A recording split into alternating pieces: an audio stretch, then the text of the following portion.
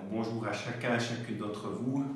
Aujourd'hui nous sommes mercredi et bientôt les rameaux. Et Jésus nous dit, tout homme qui commet le péché est esclave. Alors est-ce que la question qu'on peut se poser ce soir, c'est est-ce que je suis esclave? Est-ce que je fais cette expérience de certains esclavages dans ma vie? Est-ce que j'éprouve que le péché me ligote, m'enchaîne?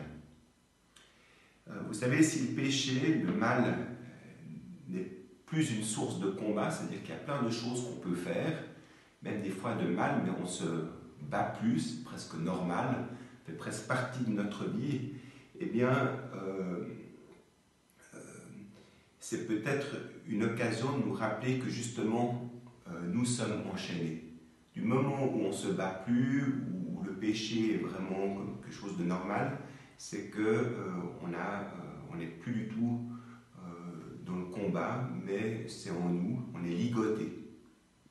Saint Paul disait d'ailleurs, je ne fais pas le bien que je voudrais, et je fais le mal que je ne voudrais pas. La question qu'on peut se poser aujourd'hui, c'est qui va me libérer? Puisque même ces forces, parfois qui sont même des fois en moi, parfois je n'arrive pas à être libre par rapport à ça. Alors qui est-ce qui va me libérer? Eh bien, évidemment, le libérateur, c'est le Seigneur, même plus que c'est Jésus. Alors je vous invite peut-être à prendre le temps de songer peut-être à vos péchés avant cette semaine sainte, au mal que vous commettez par action, tout ce que vous pouvez faire par action, contre la charité, et aussi par remission, tout ce que vous pourriez faire, mais que vous ne faites pas. Je pense d'ailleurs qu'on pêche beaucoup plus par remission que par action. Et puis à demander au Seigneur de vous en libérer. Nous avons à croire que l'homme, c'est-à-dire chacun d'entre nous, sommes capables d'actes héroïques. D'actes héroïques lorsque nous sommes avec notre libérateur. Lorsqu'on est avec notre libérateur, on peut faire des actes héroïques.